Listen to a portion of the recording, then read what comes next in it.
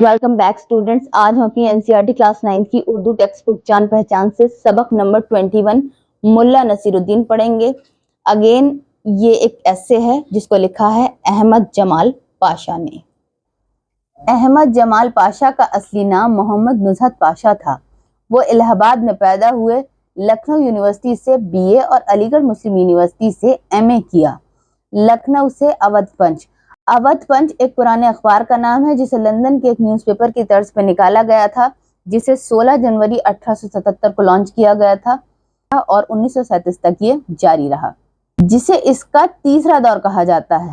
बाद में कौमी आवाज अखबार के शोबा इदारत कहते हैं एडिटरशिप से मुंसलिक हो गए, यानी कि जुड़ गए। 1976 में सीवान यानी कि बिहार मुंतकिल हो गए, यानी कि ट्रांसफर हो गए, जहां ज़किया आफाक इस्लामिया कॉलेज में उर्दू के उस्ताद के तौर पर खिदमात अंजाम दी। पटना में इंतकाल हुआ। अहमद जमाल पाशा ने 1950 से लिखना शुरू किया।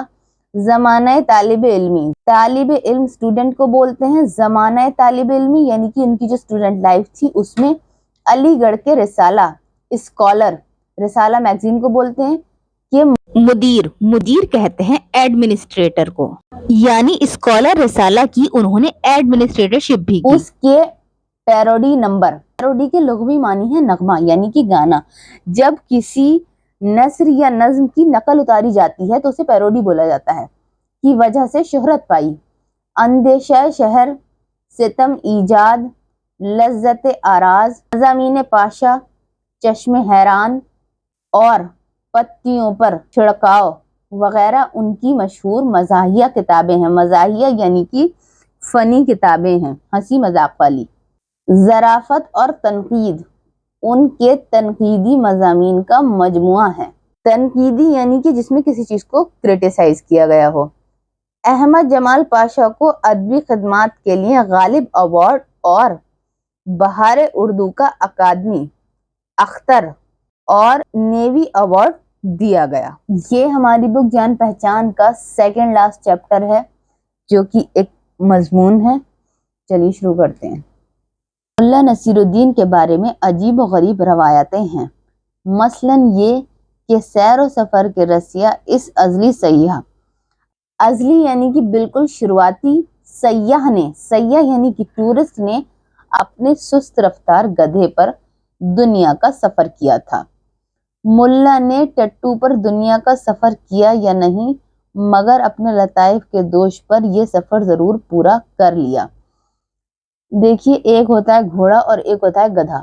घोड़े और गधे के दरमियान की एक नस्ल होती है, वो टट्टू कहलाती है। तो अहमद जमाल पाशा लिखते हैं कि मुल्ला ने अपने टट्टू पर दुनिया का सफ़र किया या नहीं किया ये तो हमें नहीं पता, लेकिन अपने लताइफ के कंधों पर जो इन्होंने सफ़र किया है, जो हंसी मजाक वाली बातें की हैं, तो वो बातें आज तक कायम हैं और हमेशा रहेंगी। मुल्ला का गधा किसी भी सूरत डॉन क्विक्सॉट और खोजी के टट्टू से कम नहीं। डॉन क्विक्सॉट एक फेमस नॉवेल का हीरो था। मुल्ला का सफ़र अबद तक यानी कि जब तक दुनिया है जारी रहेगा यानी कि इनकी मज़ाहिया बातों पर लोग लुत्फ लेते रहेंगे और हंसते हंसाते रहेंगे।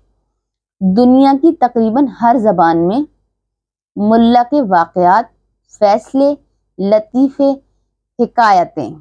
हिकायतें बोलते हैं कहानियों को, मज़हक, मज़ाहिया, वाक़यात और सफ़रनामे तर्जुमा होकर यानी ट्रांसलेट होकर मकबूल हो चुके हैं।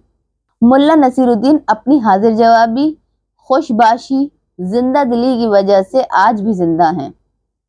मुल्ला का मज़ा लाफानी है। लाफानी यानी कि जो कभी भी ख़त्म नहीं होगा और उस वक्त तक कभी पुराना ना होगा जब तक कि ऐसे लोग बाकी हैं जो एक सुथरे और सस्ता मजाक को पसंद करते हैं, यानी कि साफ सुथरे मजाक को जब तक पसंद करने वाले मौजूद हैं तब तक मुल्ला के लताइफ पुराने नहीं हो सकते।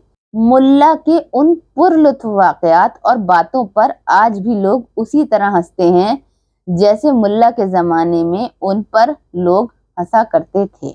मुल्ला से मुताल्लिक़ रिवायात के मुताबिक उन्होंने मुख्तलिफ मुल्कों का सफ़र किया था اور مختلف دربازوں سے وابستہ رہے تھے۔ ملا سے متعلق یعنی کہ ملا سے جڑی ہوئی جو روایات ہیں ان کے مطابق انہوں نے الگ الگ ملکوں کا سفر کیا تھا اور الگ الگ درباروں سے وہ وابستہ یعنی جڑے رہے تھے۔ اکثر تذکروں میں ملا کی ترکی، ایران، عرب، ہندوستان، روس، چین جانے کے بارے میں روایتیں ہیں، مگر ان روایتوں کی حیثیت قیاس آرائی یعنی کہ اندازہ لگانے سے زیادہ نہیں ہے۔ ملا کب کس زمانے میں اور کس بادشاہ کے عہد میں کس ملک میں رہے اس کے بارے میں بھی تاریخ خاموش ہے۔ تاریخ یعنی کہ ہسٹری خاموش ہے۔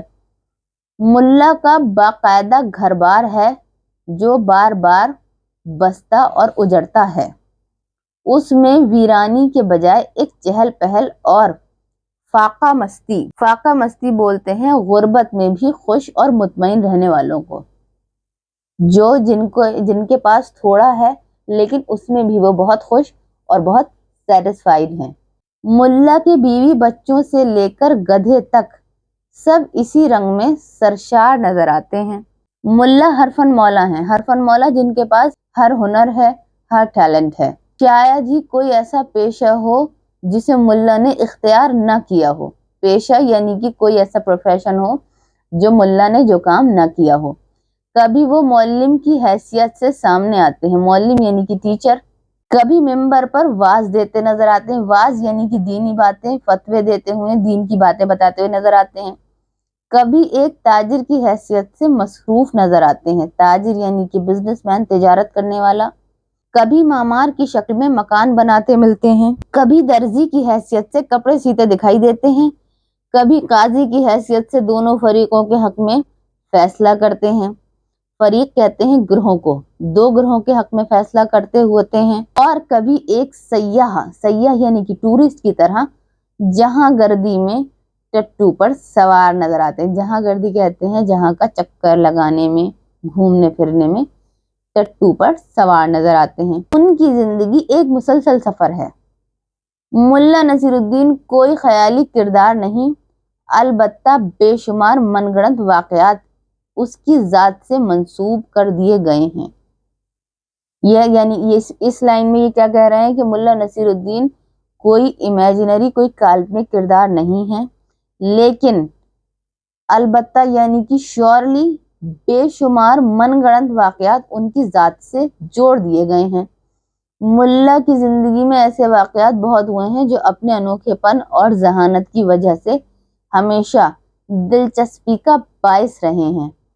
یہی واقعات ملا کی ہر دل عزیزی اور لازوال شہرت کا باعث ہیں۔ لازوال یعنی کہ جس کو کبھی زوال نہیں ہوگا، جو کبھی فنا نہیں ہوگا۔ ہر محفل کو گرم کرنے کے لیے آج بھی ملا کی یاد تازہ کی جاتی ہے۔ ملا ہنسی ہنسی میں اہم اور ٹیڑھی باتیں اور باریک نکتے بالکل سیدھے سادے طور پر سمجھا دیتا تھا۔ اس کا مزاح اور طنز آمیز باتیں دل پر فوراً اثر کرتی ہیں۔ سننے والے ہنستے ہنستے زندگی کی کسی بڑی حقیقت پر غور کرنے لگتے ہیں۔ اس کا مطلب یہ ہوا کہ وہ مذاق میں ایسی باتیں کر جاتے ہیں جس سے سننے والے ہنستے تو ہیں، لیکن ہنستے ہنستے وہ ان باتوں سے سبق بھی لے لیتے ہیں۔ یعنی کہ ملا کے جو قصے ہیں وہ ہنسانے کے ساتھ ساتھ نصیحت آمیز بھی ہیں۔ ملا نے سنجیدہ فکر کو بیدار کرنے کے لیے، سنجیدہ یعنی کہ سیریس، گمبھیر، بیدار کرنے کے لیے یعنی کہ جگانے کے لیے کبھی پند یعنی کہ نصیحت اور نصیحت کی جمع، پند و نصیحت سے کام نہیں لیا۔ حالانکہ ملا نے زندگی بھر صرف نصیحتیں ہی کی مگر براہ راست نہیں، براہ راست یعنی کہ ڈائریکٹ نہیں۔ ملا کا نظریہ یہ تھا کہ اس رونی منہ بصورتی دنیا میں لوگوں کو سمجھانے کے لیے ضروری ہے کہ ان کی سمجھ کے مطابق بات کی جائے اور بات سمجھانے کے لیے ہنسی مذاق کو اپنا شعار بنایا جائے، شعار یعنی کہ طریقہ بنایا جائے۔ ملا نصیر الدین نے اپنے اس نظریے کو اس حد تک عملی جامہ پہنایا کہ وہ خود جان بوجھ کر ظرافت یعنی ہنسی مذاق کے اس عمل سے گزرتے رہے جس میں تماشے اور تماشائی میں فرق نہیں رہ جاتا، اور ہنسانے والے کی اعلیٰ ظرفی اپنے اوپر کہے لگانے اور لگوانے پر بھی قادر ہو جاتی ہے، یعنی کہ قدرت رکھتی ہے۔ اس طور پر ملا نے عقل مندی کے ساتھ لوگوں کو اچھی باتیں ذہن نشین کر کے افادی مرتبے یعنی فائدہ مندی کو بہت بلند منزل عطا کی ہے۔